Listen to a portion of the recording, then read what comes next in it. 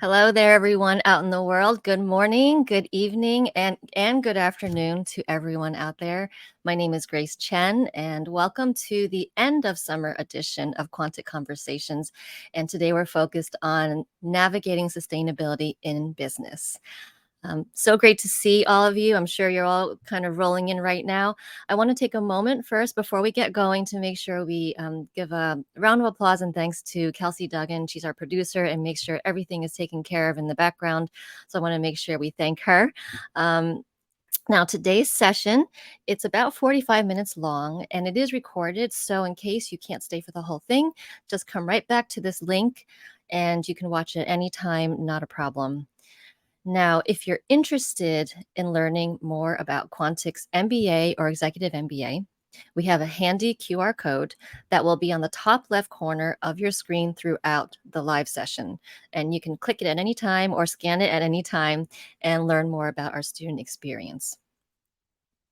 We'll also, for today, we'll be doing a fun giveaway.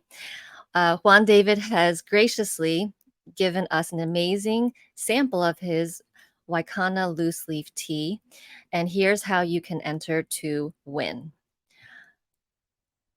So answer the question that's on the screen right now and go ahead and answer it right in the comment box. And you can answer it throughout the live. Everyone who answers the question will be entered for a chance to win today's prize. We'll be direct messaging you in LinkedIn tomorrow, the winner. And so the question is, in your opinion, how can businesses balance profitability with environmental responsibility?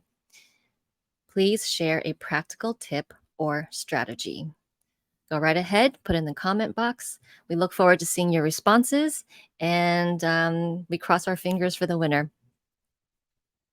All right, so let me just do a tiny bit of housekeeping for all of you who are tuning in. By the way, thank you. Thank you so much for taking time out of your morning, evening, and afternoon. We know it's a Monday. We hope this is a wonderful way for you to kick off your week.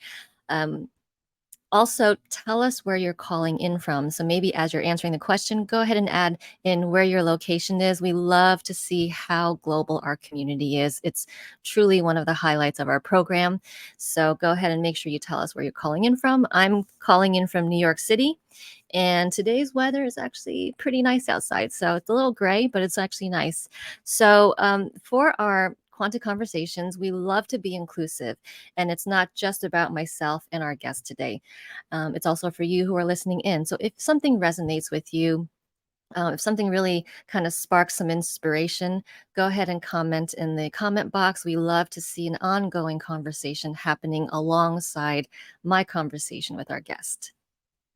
And if you have any questions, also feel free to put that in the comment box. And if we are able to, we will get to that question. Now, I am thrilled you could be here today so you can join us for this awesome conversation that I'm about to have with our esteemed guest, Juan David Gomez.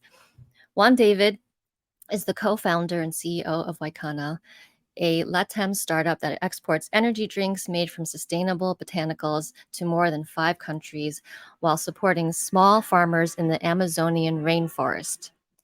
Waykana is an Endeavor Scale-Up 2019 alumni and has been awarded by the United Nations in the Scale-Up competition in 2019.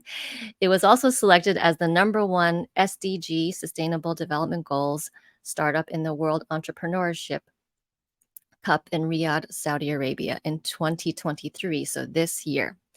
Juan David is a Young Leaders of the Americas Initiative Fellow, selected by the USA Department of State in 2022, and a member of the Board of Directors of the Fulbright Foundation in Ecuador. And of course, he holds an MBA from the Quantic School of Business and Technology. All right, now, without further ado, please join me in welcoming the brilliant and the awesome Juan David Gomez. Juan David, whenever you're ready to join me on screen, we are ready for you. All right, great. Thank you so much for that kind intro. Isn't that fun, kind of popping in like this? Yeah. I was about to say, where's the button to jump in, but you got it all under control. It's as always amazing. to be joining you. So excited. And what's so great about these conversations is we kind of know what we're going to talk about. We know our topic, but the beauty also is kind of discovering the what happens organically in our discussion. So I definitely have a bunch of questions for you that we have set up and want to kind of pick your brain about, of course. And then in that process, we really want to hear your insight and your experience. And that's what today is really about. So on the topic of today's discussion, navigating sustainability in business, when I look at just even those four words, three of them are pretty heavy duty pillars of discussion: the navigating, the sustainability, and the business. What is sustainability, what it means in the world of business, and of course, the B word, business. We all hear it all over the place, especially here on LinkedIn, where people, wants, needs, purposes, and resources all kind of collide, and we're all trying to figure things out. So I'll start off with, I guess, a pretty basic question, and it almost seems like silly to ask, but I feel like there's so many definitions or understandings of even what sustainability means. And so I'm just going to ask you if, in this context of where we are, where on LinkedIn, to you, in your own words, what is sustainability? So I think nowadays, the word sustainability means a lot. It's very profound, yet at the same time misused by so many people. And we live in a world that's evolving so quickly. And many people, when they start talking about sustainability, they only go to their tops of minds, and think with their environment, recycling, and sometimes they talk about renewable resources, renewable energy. But really, sustainability has to do more with our existence on this planet, or in this life. And if we can approach this topic not just from a political or ideological stand view, but as an existential stand view, we might be able to change how we navigate it, how we view it, and play our role in it. Because I believe we're all called to play some sort of role in how we keep our lives in this planet sustainable. That there's so much right there. Even we could probably spend all day talking about that, but that just I love kind of setting the tone and mindset a little bit, that we have to kind of almost deprogram, not deprogram, but kind of change what we typically default to, which is exactly what you said. When I think of the word, which I almost treat like a buzzword now, I see it so much: sustainable this, sustainable that. I even look for it when I buy products. But my go-to mentally will be environment, or what's immediately probably first taught to us when we first started really hearing that word. But so throughout our discussion today, we'll hear more about what this existential aspect of it and how that plays into business. So for you, can you, on your own journey, can you tell us more about your journey into and as a sustainable entrepreneur in the sustainable world, and then what led you to found Waykana? Absolutely. So we started years ago. I was a teenager. I was living in Ecuador in South America, and I remember I enrolled as a translator for missionaries and people who were coming to Ecuador to just do social work, and I was excited to be able to practice my English and to work with them. And we went into the Amazonian jungle this time, and I was so excited, to see the resources, the life. It was the first time I visited the rainforest. Yet at the same time, I was able to see the poverty and the need for economic development in these areas. So that really was the starting of a seed, because it wasn't until 10 years later that we would start Waykana. But these little experiences in the journey definitely led me, to reflect on how I want to impact the world. We live such a short time in this life that we need to make pauses from time to time and start wondering if we're going in the right direction. And we need to make that often, more than ever before, because things are changing so fast in the world. And I remember at 24, approximately, I'm 33 right now. 24, I was working at one of the largest e-commerce companies in Latin America.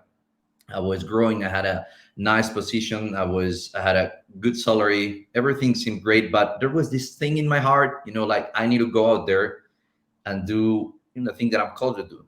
And so I gathered with a friend and we started planning. And we went into a trip to the jungle. We met some indigenous communities.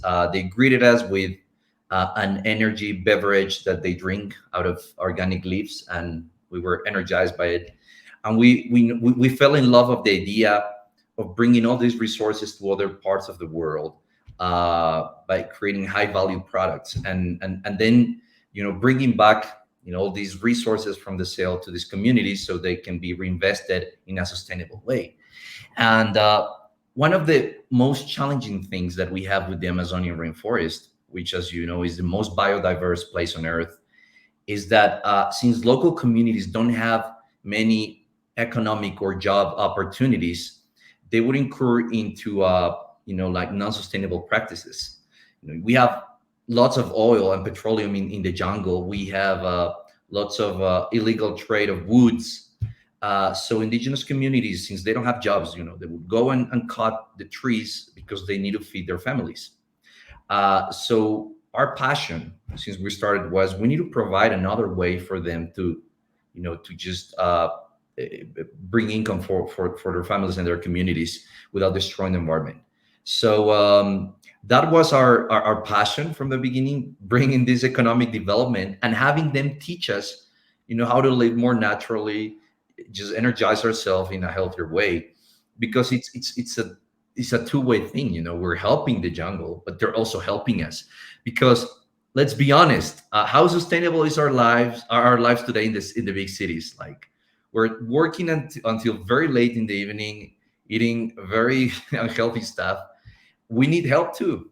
And sustainability, like we were discussing before, starts with our world, with our environment, with how we produce things, how we create energy, but should also lead us to a live better life, a more sustainable life in every aspect.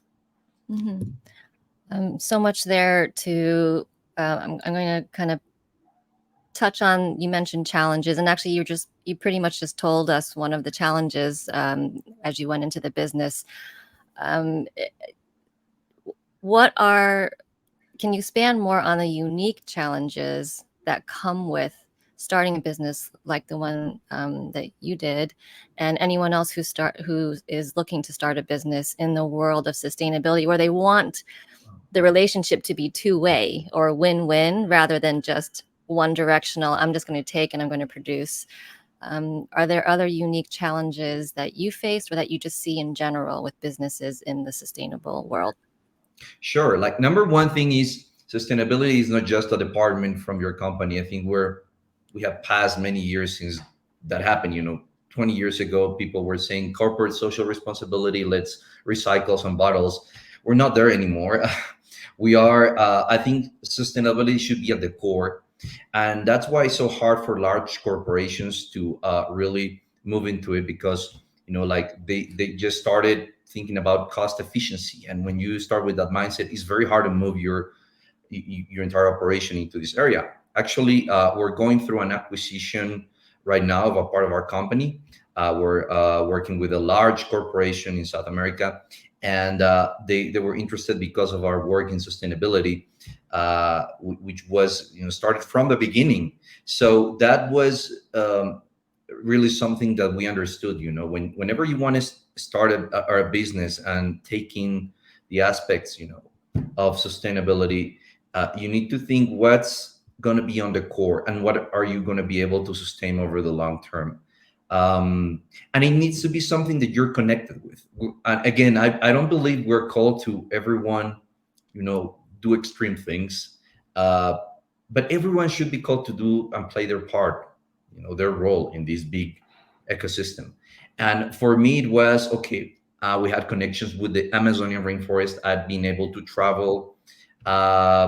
And so let's play our role here. Let's help the jungle. Let's help these communities. And I was passionate about it. our team was passionate about it, and we saw how doors were opened. So Mm, first you need to be true to your dreams, to what you want out of it, mhm, yeah, and you need to see yourself, like what's your purpose in this planet. I mean, if yeah, you're in another part of the world, you might be mm, called to something else. But I yeah, truly believe we need to start seeking out purpose as a very mhm, important part to starting these programs. They go beyond a mm, corporate thing. They are existential. yeah. And even just these several minutes of listening to you talk, I can hear the there needs to be a sense of longevity and long term. It's a marathon, not a sprint, maybe. Um, Mhm. and and from businesses, let's say who are or that are not um, in the world of sustainable initiatives, and then there are those who are um, figuring out how that all plays and works together as well, because there are probably roles and parts and callings for all kinds of businesses to be a puzzle piece to the large picture. So that whole perspective thing is really so important to this, it seems like. And along the way, even specific to you, in the journey of developing Waykana, was there anything that surprised you along the way? Maybe just pick one. There were a lot of things that surprised me. I mean, the entrepreneurial journey, it's 10 times more difficult than I thought, and 10 times more rewarding, just more intense. And I remember, like, when we were about to start the business, we were so excited. We had the vision. I remember was picking up our logo and the word, and we had so much passion. And then along the way, you go from ups and downs, and your passion matures. It turns out being this love, sometimes tough love, for Mm, what you're doing and for the mission. um but okay, but summarizing, one thing that I was surprised is, like, entrepreneurship is not like media is selling it, really.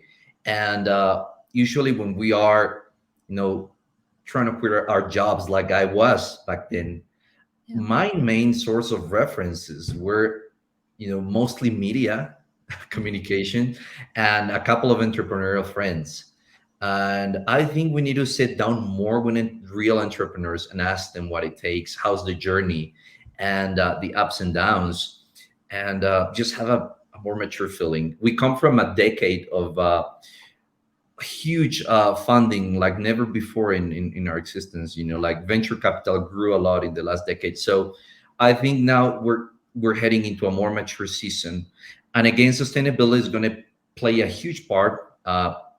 Everyone must know that the global economy is going to shift toward everything sustainable. And jobs, industries, opportunities, business, they're going to go around it.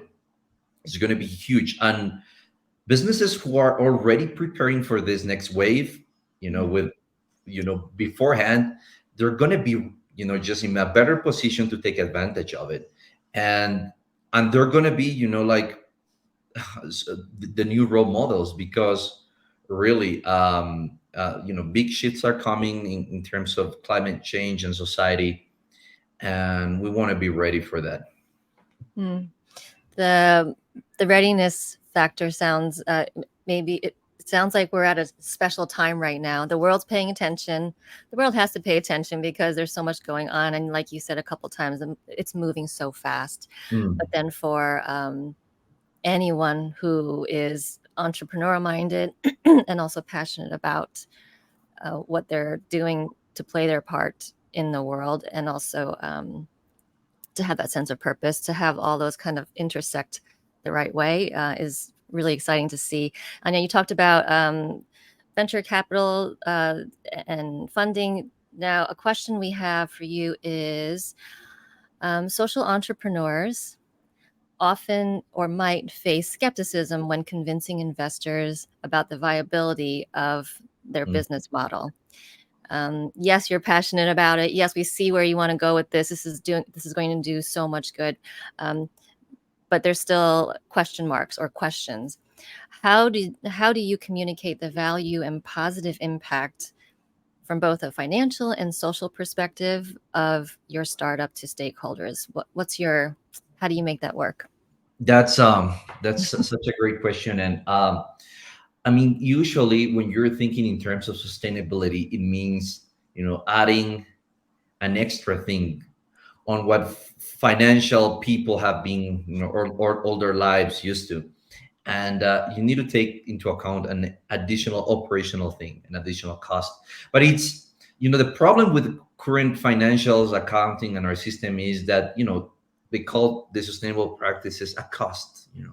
It's an additional cost to just improve our materials, to just have more sustainable packaging. It's an additional cost to do a very sound and healthy disposal of residuals at the factory.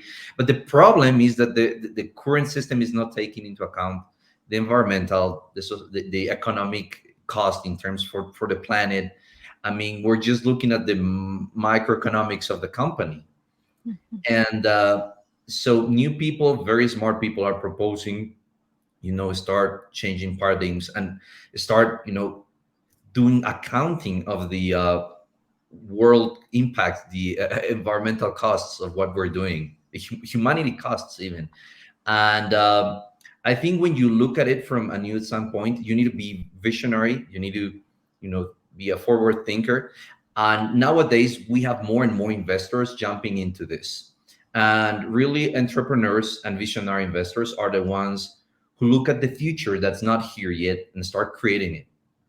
And you need to think beyond the current system. You need to think beyond the current economy. And you need to think how the world is going to be in 5 years and start building for it. And it's very hard because right now, most of these practices are not, most of them, I would say, immediately profitable. And along this journey, we have found all sort of investors. On our seed round, we raised more than $1 million. Then we had been working on Series A, or probably just jumping straight to an acquisition, which I was discussing before. But for raising this initial investment, we had to talk to dozens and dozens of investors, and most of them were not very into sustainable practices. I mean, they would politely say yes, yes, but at the end of the day, they just wanted the highest return on investment. But some of them were social, and they were conscious about the challenges we're facing as a human race, and they were very open and they helped. And actually, they were willing to wait longer. And that's the thing. You need to have a long-term mindset when you're investing in sustainability. So that requires additional cash flow, and that requires courage from investors, from society, from entrepreneurs. We need to be thinking on the long term. I don't think I've ever heard, at least me, the words courage and patience come into business discussions. But it's I'm just imagining that most investors who are interested, obviously they're interested in business. They want to see a business grow and do well, but don't have the understanding, and so don't understand the unique challenges and necessities that come with growing a business. It's like growing a plant, right? You see a plant in your background. You can't make a plant grow overnight, right? You need to give it time. You have to nurture it, and so that's such an important set of conversations to have. And then even just you and your unique position in the world now, having come from your journey of growing a business, starting with a passion and a need, and really sharpening your toolkit as an entrepreneur. And I'm sure one day you'll be, maybe you have been already on that other seat listening to someone pitching to you, but you'll have the knowledge and the experience that you have. So the patience part is pretty interesting to think about, actually, and to have a long-term view of things. And I'm sure more and more investors of the right kind are coming to surface. Is that right? Yeah, absolutely. I think, like, educating on social impact investing is just growing every year. And again, like, there's a community being built there's very specific niches and conferences where social capital meets, and it's beautiful to see what's happening there. Yet at the same time, the same challenges continue. Entrepreneurs and startups need to be striving for financially sustainable business models along with the environmental and social sustainability. So it's a long term race, but again, we are fighting for something that's worth it, and that's when I come back to the purpose thing. Like from Yeah. time to time, we need to stop, talk to a friend, talk to someone who's out there, doing the work, and then just meditate a little bit inside of ourselves. What are we doing with our lives? Mhm. And I love that. I just love, especially whenever I visit the jungle and I have a quiet time of calm in underneath the big trees. I get to think about it, and really, purpose and sustainability. They might change over time. We're usually thinking, we're called to do one big thing in our lives, and I need to quit my job to save, the whales, and that's going to be it. And that might be it for like 1 or 2 years, 5 years, but then you might need to change, and society and the world might need something else from you. And right now, I know I'm supporting, the Amazonian rainforest and our community, our country, through what we're doing. But in 1 or 2, 3 years, things might change. The world's changing rapidly, and we are going to need to reinvent ourselves. But again, we need to go at the core. We need to Mhm. do good for this world, do good for nature, Mhm. in our short lives. I wanted to ask you, see if you could, actually, I know you can. I want to kind of draw out from your brain and experience when we think of purpose and sustainability, and what are the domains that we need to. I'm a business professional, or let's say I'm an entrepreneur. You mentioned environmental sustainability is important, financial sustainability is important. What are the other big buckets of the whole person as a business person, professional? What are those major buckets that need to have sustainability as part, it needs to be sustainable? Well, there's so many things, but from the top, I would say people, your People. team, and really, you can do anything without a team. That's another misconception and a lie in media. They just talk about the CEO and the manager, Yeah. but those guys wouldn't be, they wouldn't be able to do anything, move a finger without support from their teams. And like a company and organization is only as big as and as powerful as their team is. And I really think we need to take that component into account, having people who truly align with your vision. And that sounds really easy, but it's extremely hard. I committed so many mistakes when I was starting the business. I thought I had hired the right people. They ended up being the wrong people. I took longer, to just remove them from the company. And then the right people at the beginning, I didn't know how to, reward and retain them, and I was struggling. Like, we don't have that much funding, we're still fundraising, but we need to, just keep this person in the company. So it's really complex, and you can only learn so much. You just have to go out there and practice it.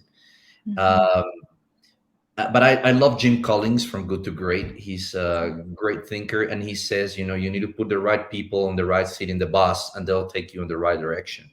And sometimes I thought when I was starting a business, I'm supposed to have, the entire vision and operation clear. I'm supposed to offer guidance for everyone.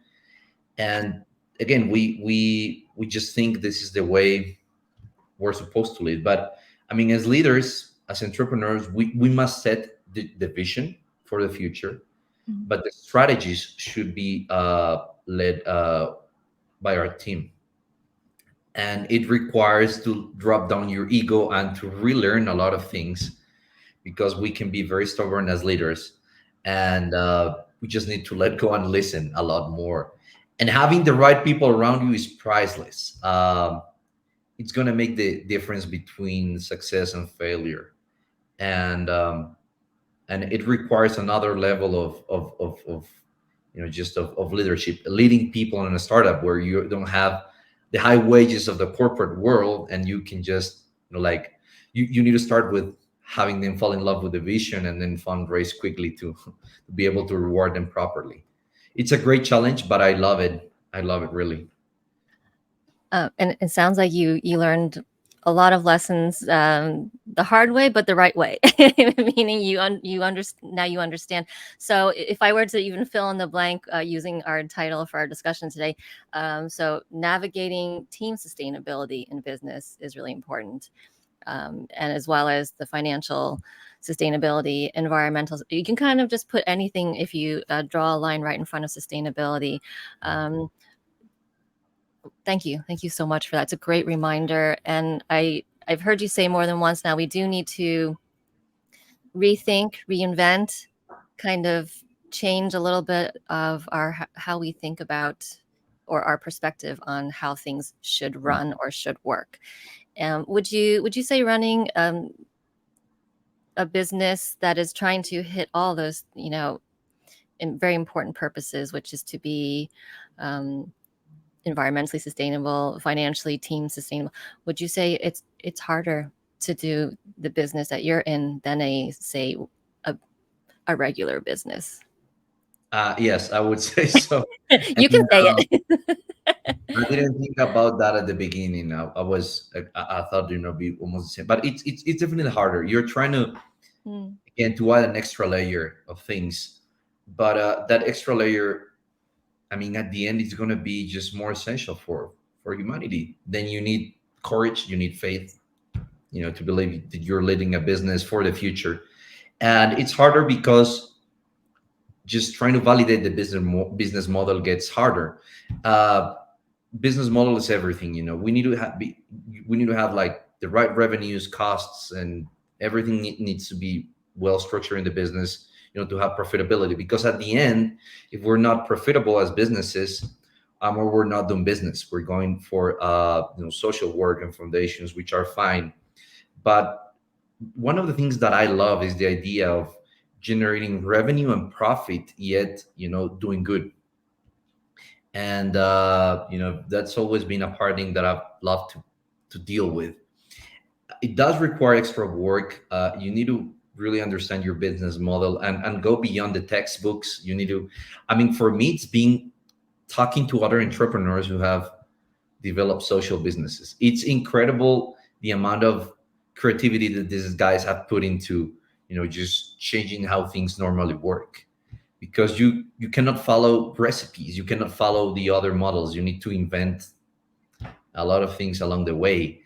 uh, but it's truly amazing how like social entrepreneurs overcome obstacles and just find a way to make it all work together. um, it's beautiful, and it's other level of wild entrepreneurship. Did you say wild entrepreneurship? Yeah, absolutely. I come from the jungle, so I have to say wild entrepreneurship. Literally and figuratively. I love that. Yeah, it is possible to achieve purpose and profitability, but it requires creativity and commitment to the original reason why, the why, right? The why that people talk about. Um, let me switch gears a little bit, and let's focus in on one of this year's the Entrepreneurship World Cup, where your organization took first place in the SDG Startup title. First of all, congratulations. That's huge. I think I remember seeing your LinkedIn post. I'm like, oh, he won something. What did he win? Saw the smiling faces. If you could just tell us even what that global competition was, and your experience and the journey of it. So that was in Saudi Arabia, in Riyadh, back in March, and it was actually we was the second time we were elected to participate on the finals for the World Entrepreneurship Cup. Last time it was like 2 years ago, and they invited us, as the top 100 finalists in the world, and after a couple of days of pitching, we were narrowed down to 50. then to 20, and we were so excited, like things were getting real. And there were thousands of startups applying from different parts of the world. And then we finally were elected between the 10 finalists, and we got a special mention as a social development goals startup for the sustainability project that we have been developing, and we won the number one award in that category. And that was very special. We were in the middle of the desert in Saudi Arabia, crazy, socioeconomic development, comparing, the desert there with the jungle is like two extremes.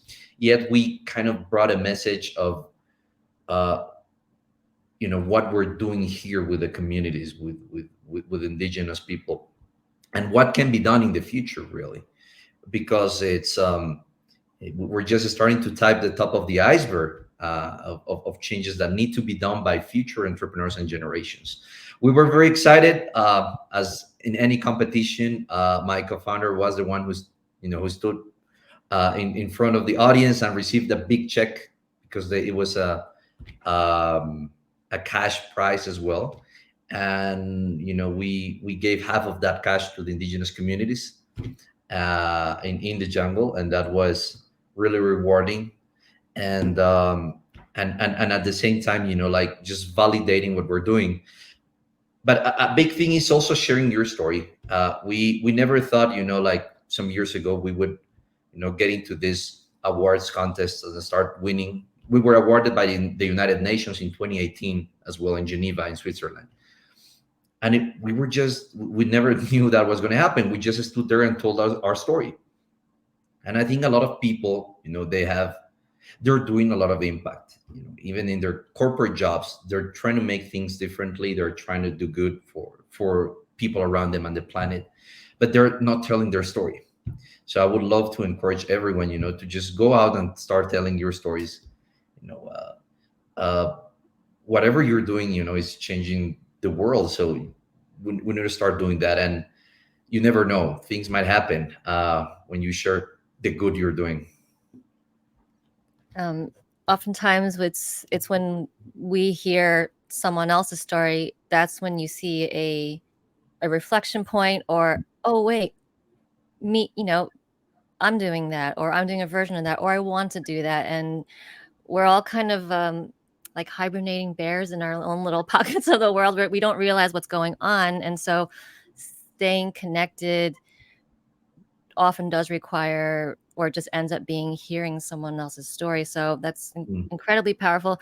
But it's not just a story. And from everything I gather from you and understanding your business, there's been a consistency along the whole way of the building and the journey of Waykana and the story. So the story itself is very whole. And I think people, I'm not a group psychologist, but I think people, they'll know that, they can see that, and they can see the integrity of the story. And so that's extremely powerful. I have, let's see, I'm just checking my time, make sure I get in the most important questions. You started to do it a little bit right now. You gave a piece of advice to encourage everyone to tell their story. Maybe in general, what kind of advice do you have? Let's say people who are running businesses and they want to be more, quote unquote, sustainable, or they're trying to, maybe right now it is the add-ons and it is I'm doing a few things here and there, but I want to do more. Do you have advice for that category of business owner? Sure. I mean, again, it starts with, things I'm connected with. If you're just connected and love animals, you might go into that direction. If like design, just go for packaging. We need a lot of help in packaging. Just be true to your, what you feel you're called to do.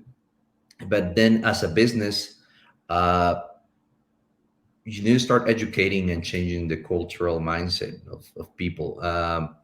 That requires some training, perhaps bringing in some experts, just registering for some seminars. where people can start learning about it, because again, there is a lot of misconceptions around sustainability, and we need to study more about it. And even the world is validating new studies about the actual impact of manufacturing in the world energy. I mean, we're still learning about it. It's not something that's set on stone. So we need to educate our people as a business, and start leading from a specific point. Again, we don't need to do everything. Everyone needs to be doing one little thing, and then things will change. Mm-hmm. uh, and it's easier to commit to one little thing, and Yes. one little action at a time, and that really can ignite change into an organization. And I would say that to people to have businesses. And even if you're like working on a large corporation, you can still have an impact.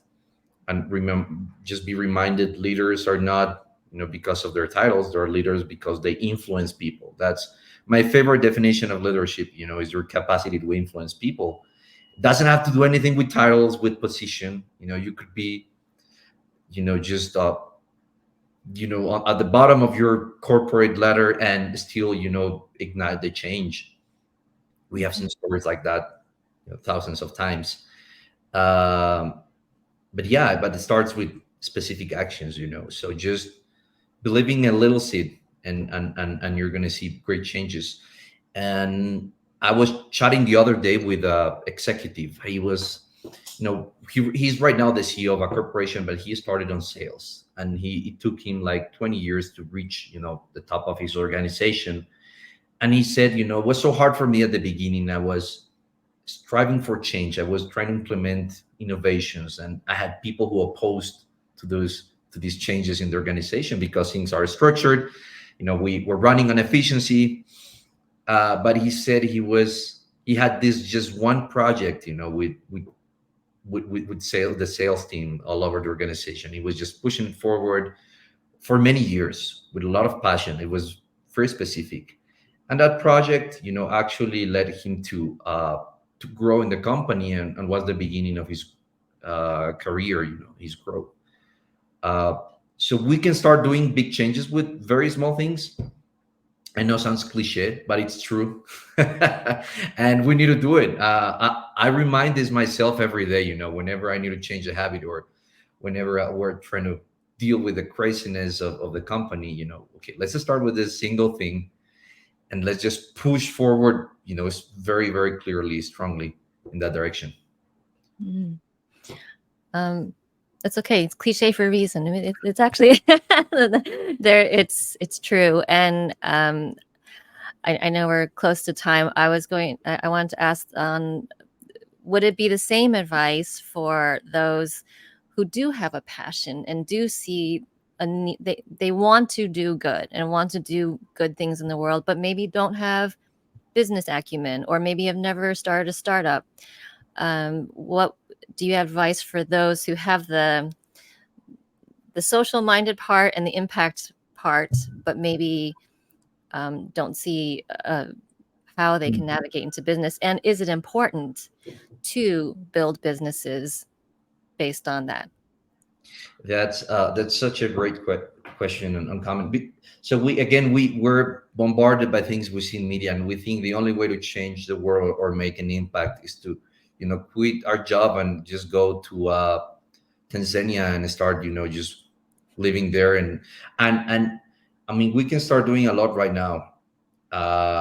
We and you don't always have to be these Elon Musk trying to get us to Mars. I mean, there's a team behind, and be reminded that without a team, nothing is going to be possible. So we need to play our part. We need to understand that this is not a matter of I'm going to save the world, but it's a matter of we need to save ourselves as a collective society.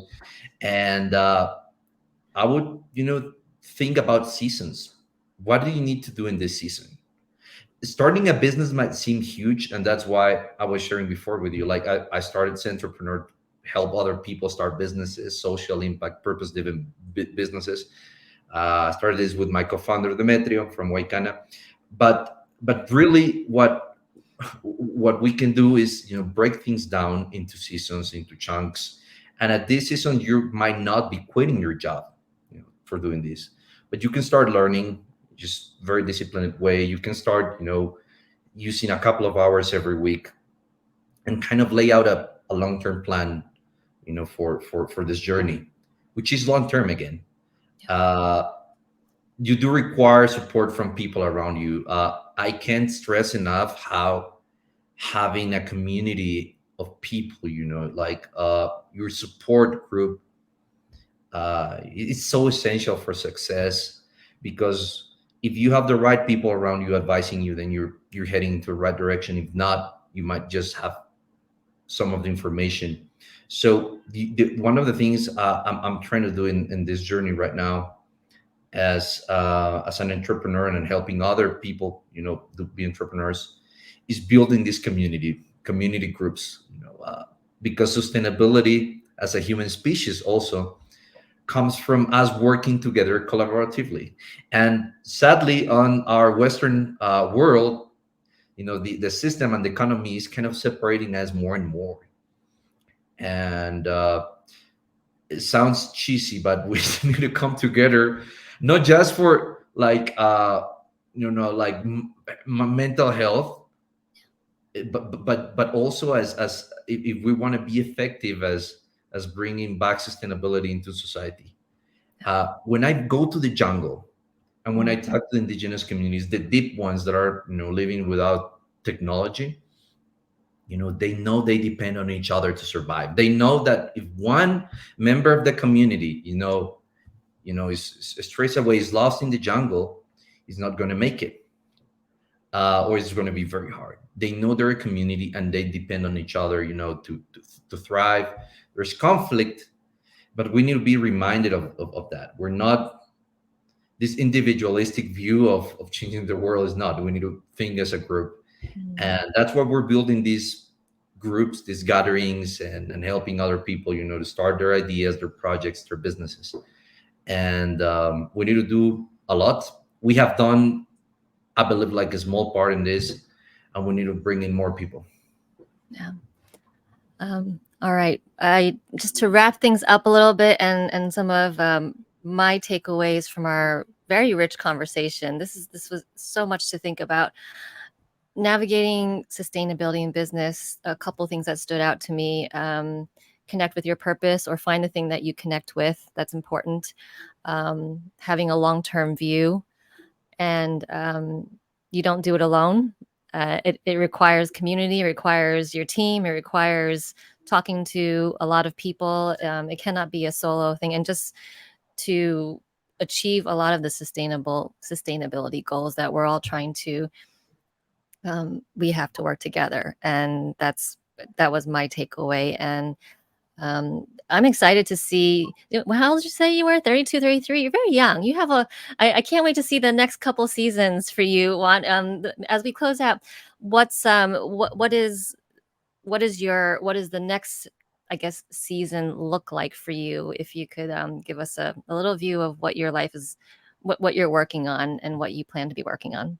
Absolutely. I would say we need to scale up our impact, and that's going to come most likely from a fusion acquisition that we're planning to have with our company and another large corporation.